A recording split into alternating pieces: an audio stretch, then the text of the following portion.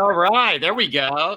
A little countdown music to kick off this LinkedIn series. How you doing?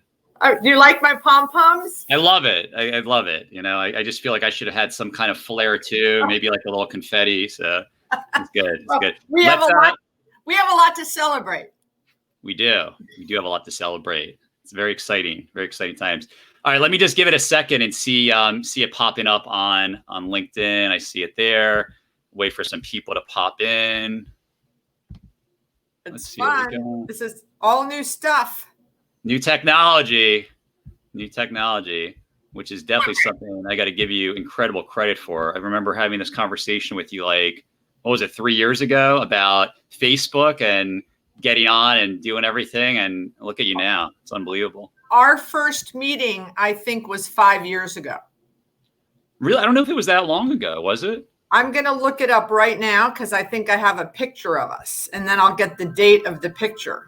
I remember we met at Capitol Grill in the Galleria Mall. I'm telling you, I think it was 5 years ago, Adam. That's wild. I really don't think it was that long, but it'd be amazing if it's long ago. All right, it's interesting. I'm seeing this on LinkedIn, and I'm just not seeing this on Facebook yet. But LinkedIn, where it at anyways, so all good. But let's just see if we can get it on Facebook. 1 second.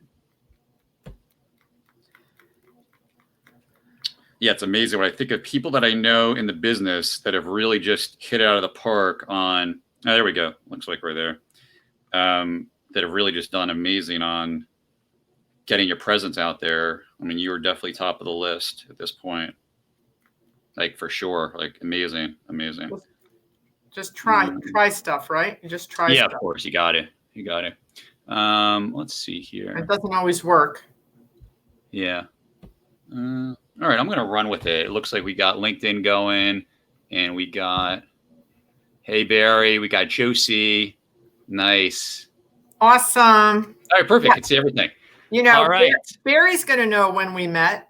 Barry, what do we got? When did we meet? Was it 5 years ago? We need to go back to the evidence and see when that picture was taken. It's amazing. And that picture that we took in Boca, which I think was our first picture, because we didn't take a picture at Capitol Grill. And I missed the Boca meeting. You're not in the picture? I'm not in the picture. I was bummed. I missed that pool front meetup. Seems like you guys had a nice setup there. Nice vibe. Nice to have like a good setting. I'm very like into that. Like if you have like a nice vibe wherever you meet with somebody. And I thought that was a really 5 years. Is he questioning that? Or is he saying that? It's a question. I'm telling you, I'm almost positive it's been 5 years. Yeah, it's amazing. So, why don't we do a little bit of an update? That's a good way to kind of segue right into this. I mean, here we are, beginning of September of 2020. Crazy year it's been. And we're just talking about how in these really challenging times, there's just this hidden opportunity that you could really create something for yourself. You find this over and over again in the past that so many incredible businesses get started during crises like this. And we find like a hidden leader within. Maybe we take our leadership to level, different areas of our life that matter, whether it be business, relationships, health and wellness. But I think that sometimes we give ourselves more permission in a crisis to be able to really step up. And it's really cool. So I love having you on this. This is great to do this. This is our first LinkedIn Live. I was really into being able to get this set up and was able to get it going. So really appreciate you being able to jump on this and be able to share a little bit about, your experiences. We'll talk a little bit about Beth Azor. I think a lot of people already know who you are, but it'll be great to give them a little bit of a overview. And a little bit more specifically, some of the breakthroughs that you've had that I've had most recently by using gamification and doing these calendar club challenges that we both, really got a lot of value from and heard about that with Jesse Itzler. And we'll talk a little bit about him and some of the cool things he does. But Beth Azor, the canvassing queen, amazing. I guess I've known you now for, probably around 8 years. I definitely knew you before we met. I mean, you had an amazing reputation already that you had built for yourself in South Florida and just in the retail world, real estate in general. I think a lot of people know you. You just did a great job, even before social media, of just having a real brand. It was really something that I knew about you way before I met you. And I think we actually met at a BizNow event. We had our first one-on-one conversation. I was actually right about to get up. I was moderating a panel, and I had a great opportunity to chat with you. And it's amazing how even in like quick chats, you could get into like a really awesome conversation with somebody. And I remember we just had this great vibe, and I just was like, oh, I really love that we had to have a conversation like that. And it was cool. We stayed in touch and we got to know each other so much better. And you've always just been somebody that inspires me, that really, I think to when it comes to stepping up in my own life, I just constantly see the things that you do, and you're constantly pushing yourself. You're constantly figuring out how to do something. You're never dwelling and kind of, sky's falling. You're dealing with things, and you don't pretend that everything's amazing. But I feel like you take so much responsibility for having life go the way you want. I love that about you. So love having you on here. Maybe you could share a little bit more about Beth Azor, a little bit of background, and then we'll kind of jump into a little bit to what's going on today. But little origin story of Beth Azor, maybe do for like a few minutes. Sure. That I remember that BizNow. We were standing in like the coffee networking area, and you were yes, and nice. You were telling me about your work you had done with teens and overcoming limiting mindsets with teens, absolutely. At-risk teens. And I thought, I want to know this guy more. I really was impressed by that and your work with kids and, again, self-improvement. And we started getting off on the whole, what books have you read or who you following, what motivational speakers, which I love all of that. Yeah, sure. So I remember that. And by the way, I looked, Facebook, it's no lie. You created our social media, our little mastermind group we have in South Florida. You created the Facebook page on October 20th, 2016. Amazing. So we're having our 4-year anniversary in October. 4 years. Close. So there you go. Wow, so now we know the answer. But so I've been in real estate, mostly retail, for 35 years. I didn't start when I was 10. I'm about to turn 60 in October. And I started in a rookie training program, did a lot of prospecting, and grew through the company with a company in Miami called Terra Nova. When I started there, we had 11 people. When I left there in 2004, we had over 100. And I had grown through the ranks and had become the president. And I was the president the last 6 years I was there.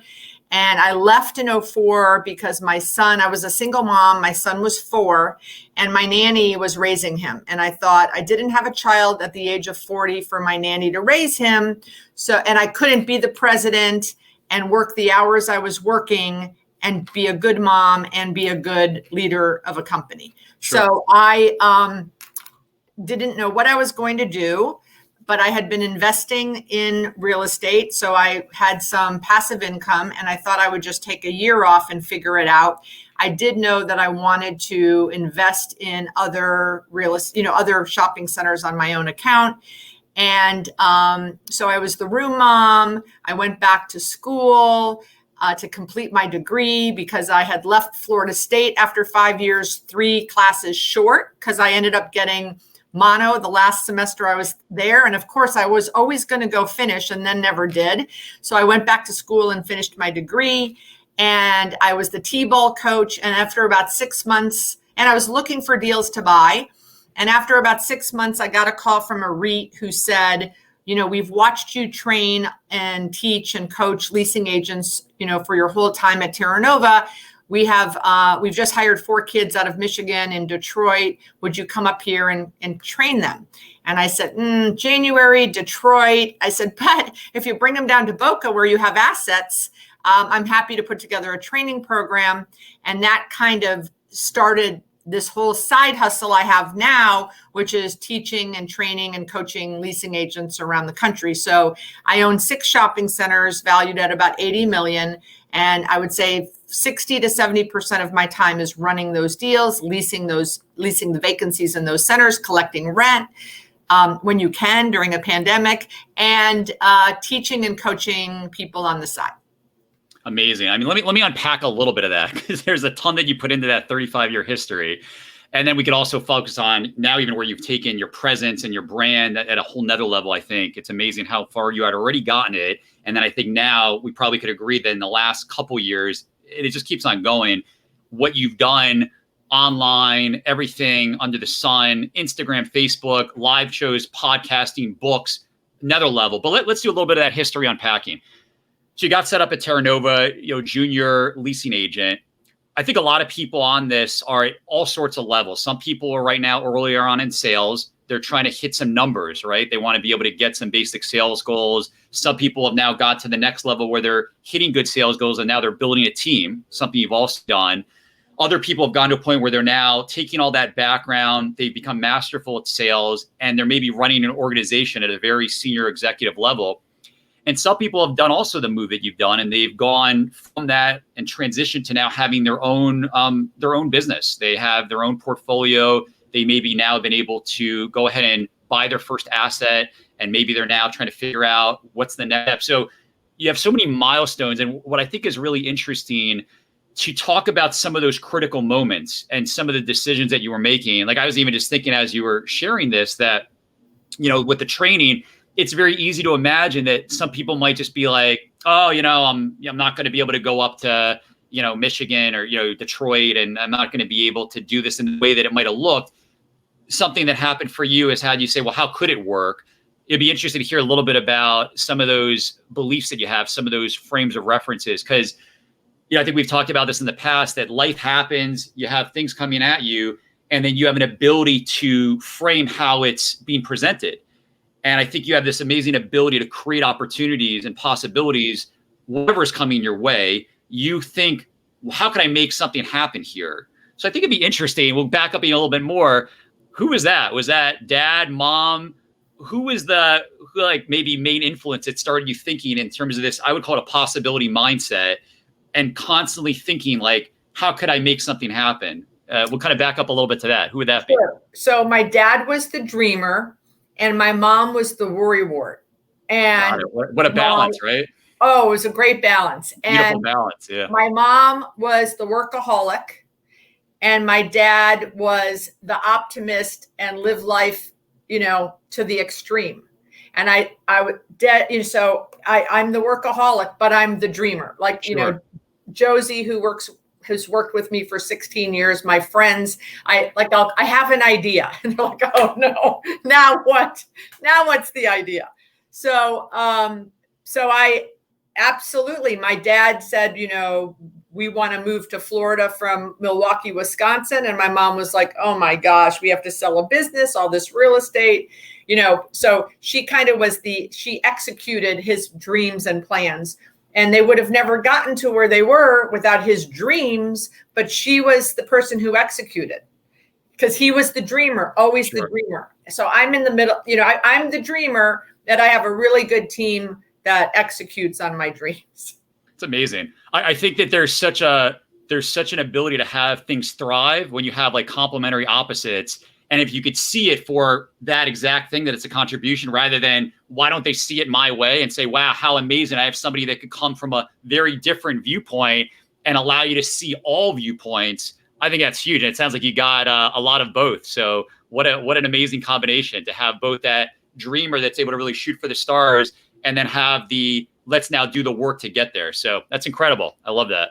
So let's talk a little bit about, you made this transition to now building your portfolio, and let's kind of just take it to present day, right? We've got to a point where, I would say building a presence, building a brand, things looking great, sky's the limit. I don't even know where you're at right now on LinkedIn. You probably have 30,000+ followers, like wild, it's amazing. I got to try to break 10,000 in the next year, but then COVID hits, right? So COVID hits this year, and it's like deer in headlights. And it reminded me in a lot of ways, like 2008, I was completely deer in headlights, like a lot of us.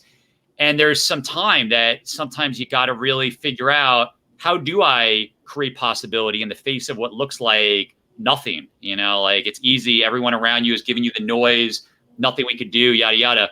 Let's talk a little bit about that if you get to it. I think it's going to help a lot of people listening, because I think there's a lot of that conversation. There's a lot of that negativity, a lot of conversations about what you can't do.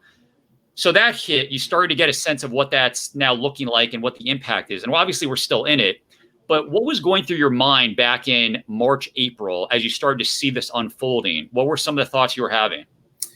So I was in Idaho. My son was in a program for 2 weeks in Idaho from March 8th through the 21st. And nothing was happening in Idaho when it had to do with the pandemic. And my phone was ringing off the hook from people in South Florida. You've got to get back. They're going to close the airports. And I'm like, virus schmirus. Like I was, in that camp. And I was sitting in front of a fireplace while my son was skiing and saw the Miami-Dade County school superintendent get on CNN and say that he had just ordered 400,000 laptops. Wow. And I remember that.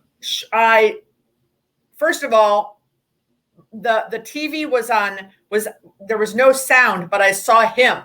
And I was like, I'm in Idaho. Why is he on my TV? Right? So I turned up the volume and he's on CNN. We just ordered 400,000 laptops. And I went, they're going to close the schools.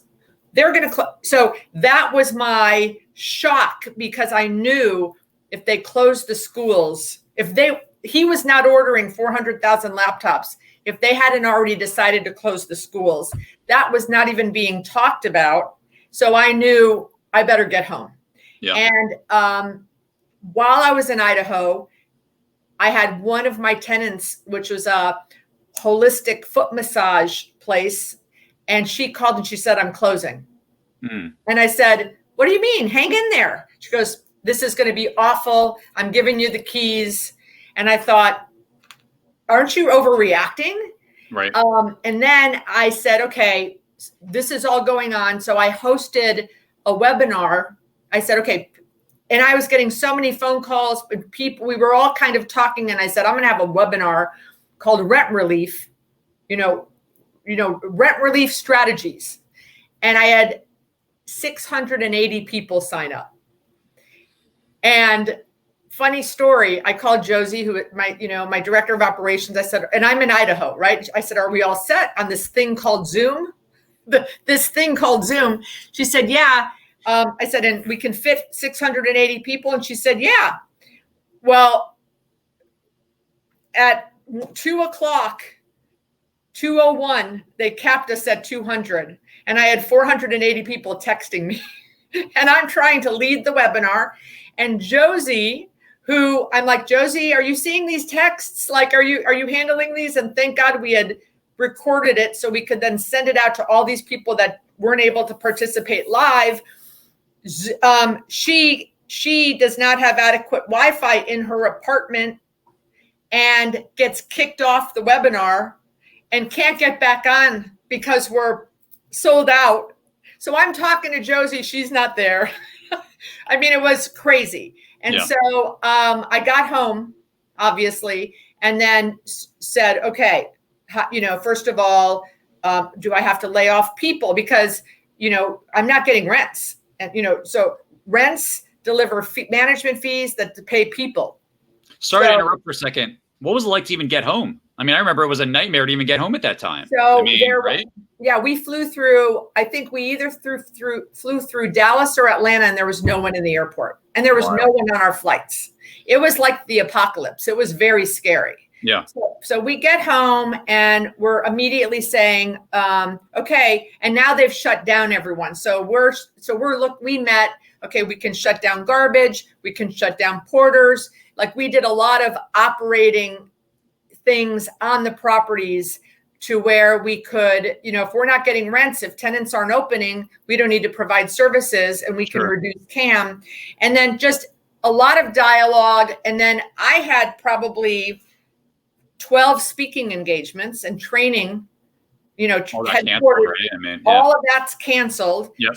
So now you're looking at that income, that lost income, saying, okay, well, what do we do? So do we do them anyway and charge? And then I felt that was icky. So I literally held probably, I think it was 21 Zoom sessions on any topics from CRM to leasing in a COVID world to time management. So I just started doing, value add education. Oh, and amazing, and bringing on some great people. I remember one with Dwayne, and I was just like, oh, you're bringing really high quality conversations when people were just trying to find insights. It was great. You did that very early. I did it early, and then as soon as I felt the Zoom fatigue coming, because the earlier ones we had 300-400 people, and then the last few like 60, 70, and I said, okay, now that everyone else is jumping in on the ball game, I'm going to stop. And so then what we did is I created some forum groups where there were masterminds where instead of me going and flying to companies, they could pay a monthly fee to create a forum group where we're having educational engagement every week. So, you have to pivot. The famous word of COVID, pivot. Right. Sure. So that's really interesting. Tell me a little bit more about that. You basically took it to a virtual model, which I think works great. And I've seen other people do that successfully. You're the expert. They get to have access to you, which is what people want anyways. I mean, remember there was like this podcast I listened to from Gary Vee. It was maybe like a few months ago. Gary Vaynerchuk, everybody, check him out if you don't know who he is. We love Gary Vee. He's amazing. But on a podcast I was listening to, he talked about a lot of people are so worried about sharing information. It's like if they share their secret sauce, oh my God, someone's going to somehow replicate it. And he's like, no, it's not the information. They want access to you. And I just thought, oh, that's it. And I mean, I was having this conversation with a really close friend, and he has that same mindset that I can't share my program details because what if somebody replicates it? And I was like, no. People will actually want to do more business with you because you just gave them a little bit of a sample. And they're like, well, I need you to show me more. So I love that. So you moved it to this model where they have an ability, I imagine, Zoom group, intimate setting, and they're able to get that access to you. How's that going? It's going great. So we have a landlord forum where I have 28 landlords that have 20 properties or less. And we've met 15 weeks in a row, and we've discussed, you can imagine, every issue that we smaller landlords have experienced. And it's phenomenal. I just talked to them last week and I said, like, are we done? Should we stop? And they're like, no, we don't want to stop. So that's great. And then I have a group of 68 leasing agents, and we meet every week, and we're going to talk about this. I hosted the Calendar Club Challenge with them, and 13 of the 68. So I had about 38 pledged that they'd start the Calendar Club Challenge, the Canvassing Calendar Club Challenge. And of the 38 that said they were going to do it, 13 finished. 13. Pretty solid. I got to tell you, that's pretty solid. Yeah. So the numbers you would typically expect on that, I mean, I imagine it's pretty committed people that are all saying they're going to do it. So I imagine there's a little bit of a skewing towards a higher percentage, but that's pretty amazing. We'll talk about excited. It. Yeah. 13 finished and another 11 did about half. Awesome. So 23 of the 38 participated. So we want to talk about this, right? The Calendar Club Challenge. So let's get into it. So you've been doing all these creative things. You're constantly thinking of how could I make things work? How could I make things work for my businesses, my tenants? How could I make things work for myself? So let's fast forward. So we got a guy that we love, Jesse Itzler. Jesse's just awesome guy in the world, has an amazing story himself. Definitely check him out. I really found Jesse about a year and a half ago. So inspiring. And one of the things got me to do was a marathon that was almost 12 years in the making. And so fast forward, it was, I think January, February of this year. Shout out to my buddy, Austin Cohen. Austin actually came up with the idea for the Calendar Club, and Austin and Jesse are friends, and Jesse ran with it, took it to a whole nother level. But the idea was to basically create a game around, in this case, it was going to be running, and you were basically going to do a mile for the day of the month it is, right? So you might do a mile on, I think he did it back in February, right? Yeah. And it was leap year. It was leap year, so he had it was the right month to pick. If you had to pick a month, do February. Not that I'm knocking that. That's still like 435 freaking miles in a month. My God. But the guy basically did a mile on the first, 10 miles on day 10, 20 miles on the 20th, 21 miles on the 21st, et cetera, up to 29 miles on the 29th. I was blown away by that.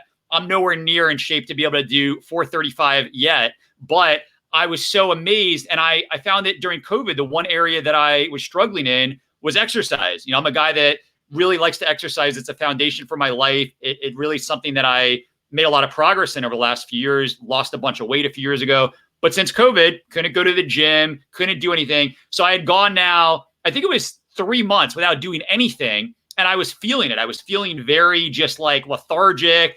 I was off.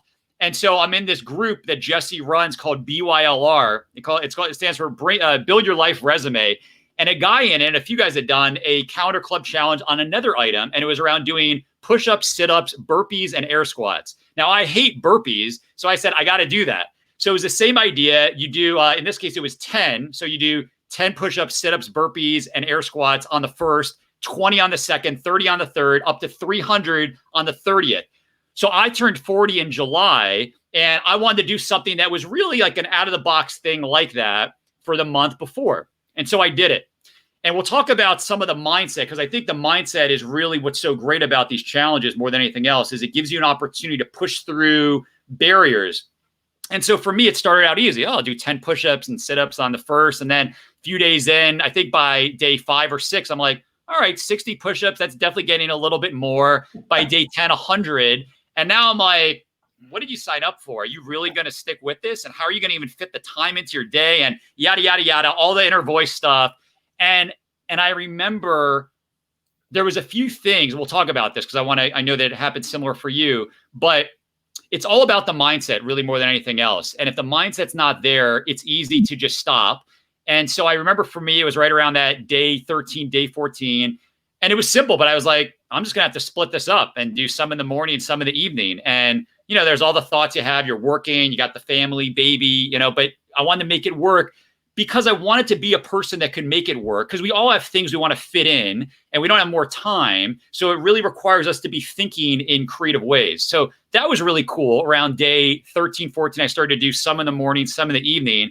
And then I remember again on day 20, oh, my shoulder, I don't want to get an injury. I'm literally telling my wife, like, I just don't think I should keep going. Like, it's already 20, that's 200 push-ups and sit-ups and yada, yada. And she's like, well, you know, do what you feel comfortable doing, you know, supportive. And I was like, you know, I'm just going to see how I feel in the morning. And I did another day. And I remember I just stuck with it. And there was a few of those key moments where it would have been so easy to quit. And I just stuck with it, got to day 30, rang the bell, said done. And I was hooked on it. And I was hooked on what you could get out of doing a challenge in your life to be able to flip the mindset and get you to step up. And so we'll talk about how I've now done another one since with sprinting. This month, I'm doing one around video direct messages, which we'll talk about how interesting that is to show up with a video to somebody. I think you've received a message or two from me with a video. I bet that's a little different, right, than a text. But why don't you share a little bit about the Counter Club experience for you and a little bit about what had you say, I want to do this, and what it was for you, and we'll get into it. So why don't you share about that? Yeah, so I also was watching Jesse in February going, oh my gosh, and it was so inspiring, but I am not an athlete. I've never been an athlete. I've never run a mile in my life, but I'm watching him going, and what was so inspirational for him is, you know, he's on spring break in Colorado with his kids, and he's running in the middle of the night in the snow, right? And I'm like, this guy's amazing. And so I watch him, and I'm like, oh yeah, that's nice. I'm not doing that. And then I see you do it, and I'm watching you, and you're doing the whole burpees, sit-ups. And I'm like, well, I'm not going to do that either. But then I see Jesse's son, Laser, who's 10, does the bike in June. Yeah. And he bikes it. And I grew up biking. I like biking. I own a bike. And I'm thinking, well, you know, and you're easily, I could, you know, and I don't think I've ever ridden probably more than 10 miles. Sure. Probably never more than 1 or 2, really. And I'm thinking, I could try, but I'm not going to tell anyone. You know, so there's the first thing. Like, if you don't tell anyone, then that gives you the out to quit, right? And if you remember, I was teasing you. I remember that. I'm thinking about doing something, but I'm not going to tell you what it is, right? Because, I think I even responded, what are you doing? You know, right, that gives you an out. And then I remember putting a little icon of a bike. I was not ready to commit. And then I think I committed like like June 30th, I said, I'm going to do this. And then I don't think I put it on social until probably the second or third day. Then now that it's on social that I'm doing it, now I've like, okay, I'm going to go all in, and I put it out there. And because you inspired me. Was that it? Thank you. Was that a big thing, putting it on social? Did you know that by doing that was going to really kind of put it out there? Well, because now I'm like, and if I fail, and we'll all learn from that. And I'm a big sharer. So if I don't do something, or if I make a mistake, I think people learn. So I've just figured there's no way I thought I was going to finish. No way. So I thought there will be learning and education in what I do. That's amazing. And that's really an interesting lesson. You went into it thinking there's no way I'm going to finish this, but I'll get started and I'll get wherever I get, and that'll be it. And then there will be lessons. And my sister was like, you're about to turn 60. You're going to get hurt. Like people said, aren't you worried about getting hurt? And I'm like, I'm not going to get hurt. So I'm doing it. And I was supposed to go on a 4-day trip to the Bahamas near the end of the month. And I thought, and I had one of my coaching clients, Lash Harston, said, I'm going to give you $5 for every dollar you ride to Hope Outreach. So now I have another incentive. And he goes, what are you going to do when you go to the Bahamas? And I'm like, I'm taking 4 days off. He goes, well, you can't do that. But I was thinking for sure the 23rd through the 27th, I'm not riding a bike. Yeah, you would have been done by day 15 or 20 right in your head. So, okay, got it. And so I'm thinking, even if I'm still going, that'll be a great 4-day break. And then he goes, well, maybe you can find a bike like on the island, like a stationary bike. And I hadn't thought about stationary bikes. And I went, oh yeah, I could, maybe I'll do that. But I'm thinking for sure I'm taking a 4-day break. If I'm still doing it, I'm taking a 4-day break. Let's stick with this for just 1 second, because I think it's really interesting. So the idea is I'll do this, and then when I can't do it and it's not easy, essentially, I might have to just say, I got to where I got. It was kind of the thought going into it. And I'm 59 years old, so everyone's going to cut me. It's good enough if I do 5, right? It was, It's amazing. Right. No, I just really want to unpack that, because that's it's interesting, right? So okay. I'm like, so you get into it. No one will think less of me. They'll think, how could she have done 30 miles anyway? So this is all what's going on in my head. And so on the 15th day, I have a dinner that night, and I had been splitting. So when I got to about 10 or 12, really not because of exertion, but because of time, we have jobs, right? And we have kids. I had to start splitting. So I would do like 5 or 6 in the morning and 4 or 5 at night. So I get to day 15 and I have a dinner at night. So I know I have to pound through the 15 in the morning. So, and Mario, my son, by the way, had committed. What day did he get to? Yeah, like off and on. He probably did it 8 times the whole month. So now you're like, all right, now I got to get at it on my own. So now you're continuing on it. 9, 10, 11. You're at 15. Okay. So 15. So he said, so he's going to go with me. I said, I've got to do 15. You need to come. So we leave the house at 7:30, and and I forget to put on sunscreen. There's so many lessons in this whole thing. And I didn't really overhydrate the day before. And about 90 minutes in, I'm getting dizzy. And now and of course I'm thinking, I'm going to hurt myself. Like, but he's going and I'm going to go. So we get home. So I get dizzy 3 or 4 times. We get home at about 9:45, and I can't I'm overheated and I can't cool down. So I'm putting ice on my head. I'm ice under my armpits. I have a meeting at work. So I get dressed, I shower, I go to work, and all day at work, I'm not feeling good. And I'm like, I'm done. Like, I'm not going to hurt myself. Like I'm a single parent. I own a business. Totally. I've got things to do. It's a pandemic, everything, a million excuses. Yeah, totally get it. Yeah, a million excuses. And I think I then posted bad day. Like, I'm not sure about this. And our friend Chris Ressa writes, quote unquote, "You're not quitting, are you?" And that was the message that I needed to hear at that moment. And I had 2 interns at the time, and Max said, you should find a gym with air conditioning. I was like, oh. So there's a gym near my house. I called them up. I said, can I just sign up for a 1-month membership? How much is it? $65, done.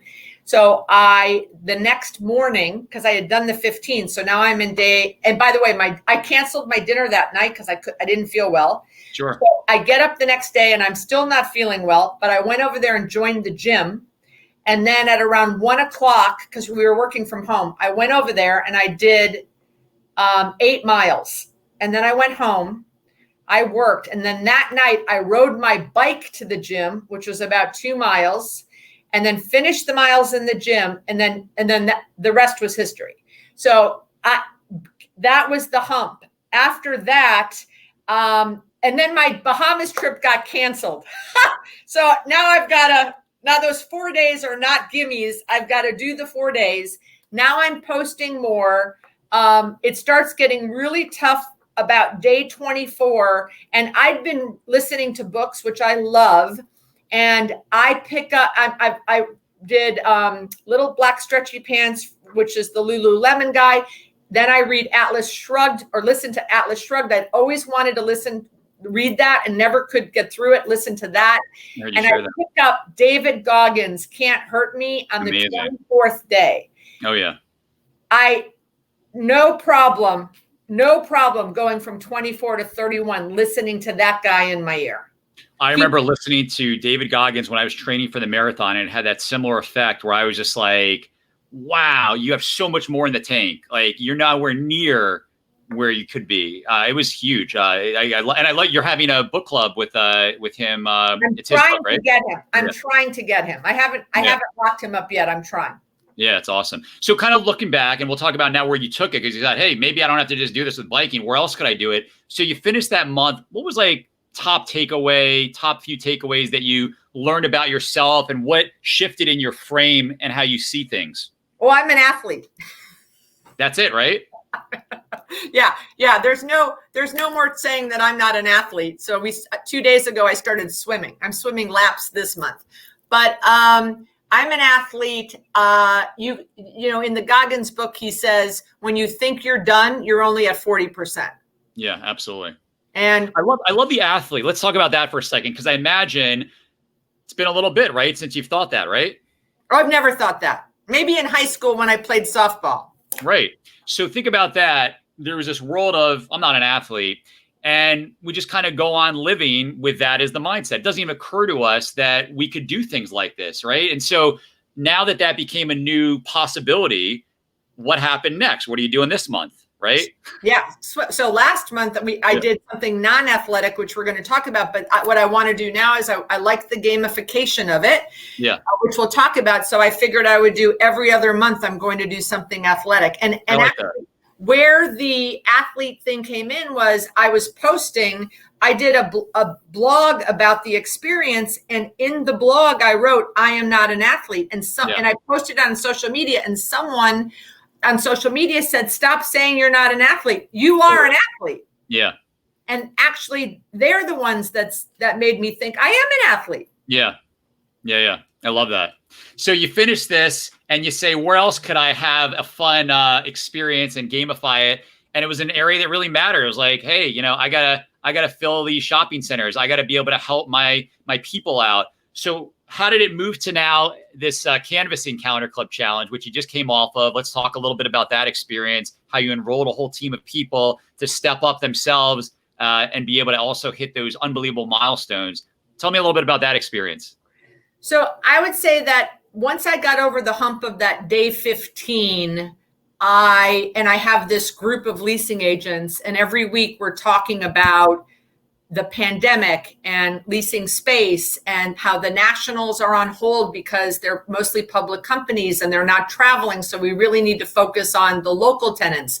How do we find the local tenants, canvas them, prospect, Facebook prospect, Instagram prospect? So I started thinking on one of the bike rides, I'm going to do this with prospecting. And then that also spurred me to finish, because I wasn't going to be able to launch it if I didn't finish.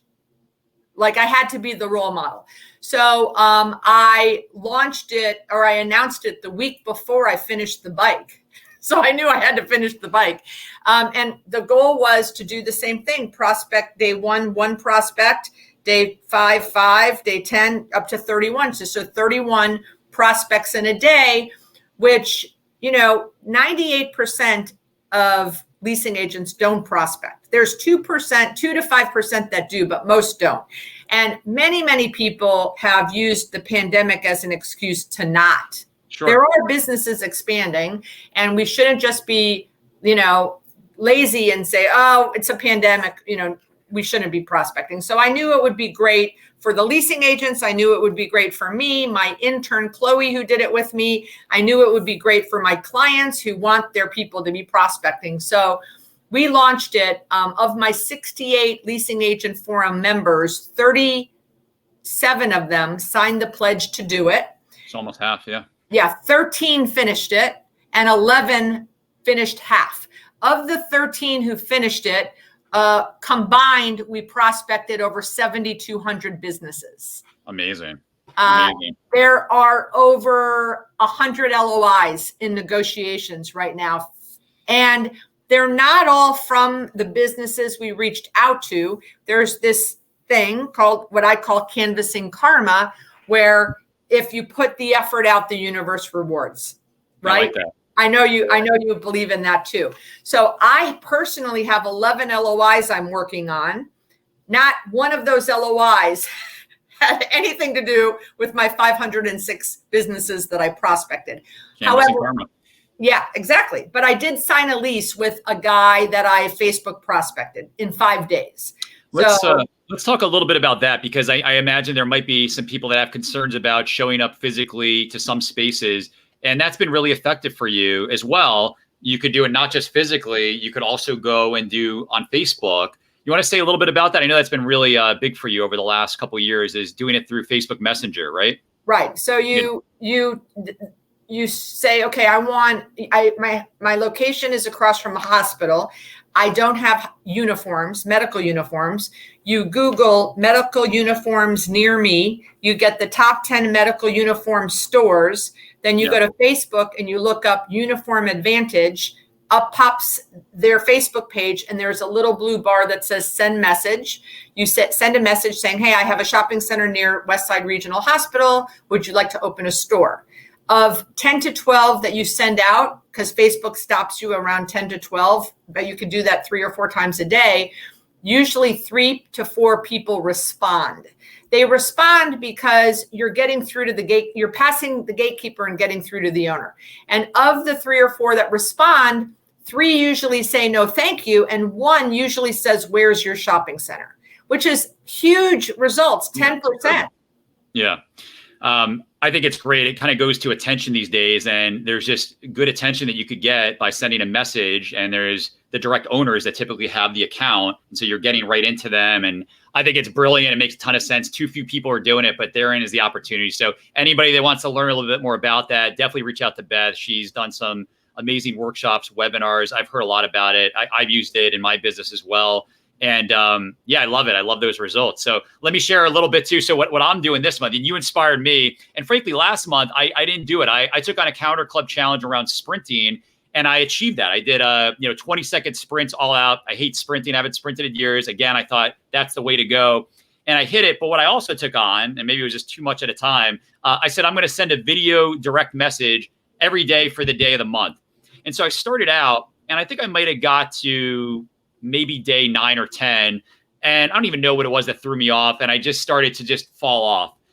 And that's really something important to me. I really want to hit some incredible sales goals this year. And I'm not going to let the pandemic throw that off at all. And so I took on this month, my Counter Club Challenge is with video direct messaging, which, guys, let me tell you, again, showing up different. And Beth, this is a little bit of a page out of your book in the sense that you're a real big advocate of handwritten letters. And I think it's because, well, there's a few things, but one is certainly is nobody's doing it. And so you certainly show up uniquely when somebody gets a handwritten letter.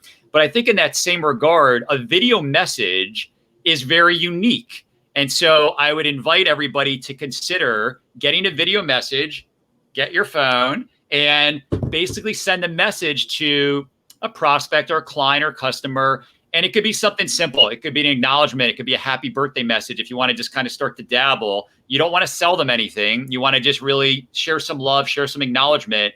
But that's what I took on this month is video direct messages for each of the days of the month. And I also will be hitting 496 by the end of September. So I'm putting it out there. And I think it's great. I think it's really inspiring to a lot of people what you're doing with these calendar club challenges. So I'm really glad you're able to jump on and share about it. Let me ask you. So when you were doing your sprinting, did you have a moment where you thought, am I going to finish? Yeah, it was interesting. What happened to me this last month with the sprints was I had a day, it was day 20 that, and the other thing I thought I was going to do is I thought I was going to split it into the AM and the PM, and I just didn't work out to do in the PM. I just couldn't fit that in the schedule. Baby time, it was just not working out. It was easier to do that when I was in my house in a room, tougher to get out of the house and do all that stuff. So I ended up just doing it all in the morning. But I remember around the 20th day, and we somehow lucked out in Florida without that much rain in the mornings when I wanted to run. But it was like a horrible thunderstorm and rain. And I remember there was 20 sprints that I was going to do that day, and I had to make that up. And I'm like, there's no way I'm making up 20 sprints. It's tough enough to get this number. And I remember I'd actually heard, and it was perfect timing as well, Jesse Itzler has this, kind of like a monthly club. And it was around, he had been running every day. And it was kind of becoming a little bit of like a thing to do. And he said, rather than having it be like an every day, I got to get up and run, just set up a volume goal for the miles you want to get in for the week. And I was like, wow, that's so interesting. And that's what I ended up doing. I just said, look, I still have my goal. I still have to hit the number at the end of the month, but I'm just going to make it up over the next week. I did 5 one day, 4 the next day. That little shift, and it had me see a lot of times in the past where if I broke a streak, that was it. And it was kind of like, you got where you got. Maybe you'll try it again in the future. To reframe it and say, you'll still hit the goal. You don't have to be attached to having it see and look the way you think it does. Really had me stick with it. And that was the shift. It was very easy at that point where I was like, 20 days, doing this all out, you hit 200 plus, that's great. Try it again in the future. Reframing it to be able to achieve your goal in the week or even in the month, if you have a day off because either an environmental factor or something happens, gives you permission to stick with it. That was a really big thing. Give up. I did that on the 22nd. I had a busy weekend and I didn't do the prospecting and the same thing. And we had a Facebook page with the group and people and the 7 or 8, stalwarts were posting and we'd get a little behind and we would catch up, and having that accountability with other people, I think is so important so that people push you and don't let you off the hook. I think that's important. And I know that of the 13 people that finished in my group, every single one of them had an accountability partner. So I think that's huge. And, I think splitting it up and I think adapting to weather or whatever is so crucial. I'm going to do the bike again. Okay. It's so much, you learn so much when you're doing these. So I want to do it in December. It's cooler. And you always have to take into account the last week. It's 3 or 4 hours of your day. For me, I'm not a fast rider. Sure. So my only concern is it won't be daylight savings. But the last week will be the holidays, so I know I won't be working as much. I'll be able to fit it into my schedule. The only question mark is, safely riding at night. But I'm going to do the bike again. Cool. I love it. So I think it's great. I've been sharing about this too. I know you have, but I think a calendar club challenge, as I think it's getting spread out there in the world and certainly on the web, I think is great for people to consider. Obviously, we're adapting into business, into our lives, fitness goals, work goals, sales goals. I would invite everybody to think about that for yourselves. We're happy to talk a little bit about it more. But I actually have this group that I'm part of around doing more creative videos on LinkedIn. And I invited everybody to do a video DM challenge with me. And I think a couple people are going to do that as well. But I love that you're doing that. I love seeing everything you're up to, really going hard and continuing to just create possibilities. And thank you so much. This was a great conversation. Appreciate the time. Thanks for having me, Adam. Awesome, Beth. We'll talk soon.